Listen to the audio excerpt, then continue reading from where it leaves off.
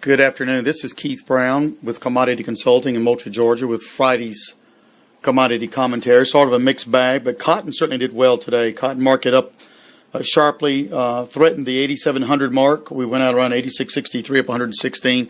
There was news out yesterday that the Chinese themselves have suggested their crop might come up 5 to 7% short because of a late planted crop, a smaller planted crop. And then they've had some adverse weather of late, some rain, as like we've we've experienced here in the southeast.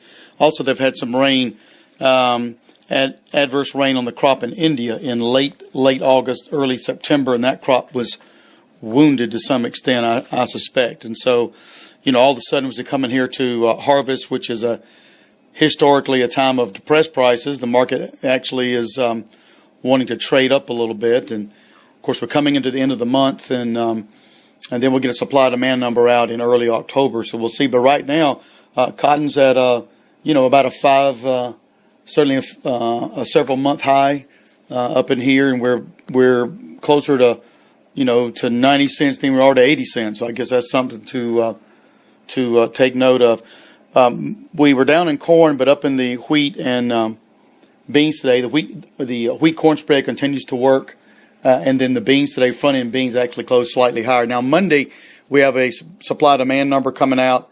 For corn, they're looking for quarterly stocks to be about 0.681 billion bushels. The September, the June 1st was 2.76 billion. So they're looking for a reduction there on that. In the beans, the average estimate is 124 billion. A year ago was 169 billion. So we'll see what that is. And wheat looking for 1.9 billion in the carryout.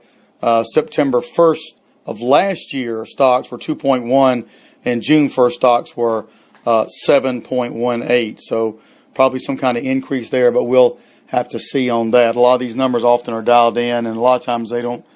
They'll cause a momentary knee-jerk reaction, and then the market goes the way it was going to go anyway. Of course, the other big news, I guess, that's pending is the showdown with the debt ceiling fight. I think the U.S. Senate did vote to fund the Obamacare and fund the government. They've sent it over to the House, so we'll see.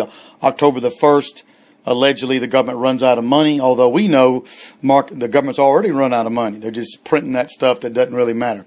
At any rate, let's see what the weekend holds. We'll be here on Monday. We'll look at these quarterly grain stocks numbers and take it from there. If you have any questions or comments, give us a call, 1-800-910-1910. Thanks for listening.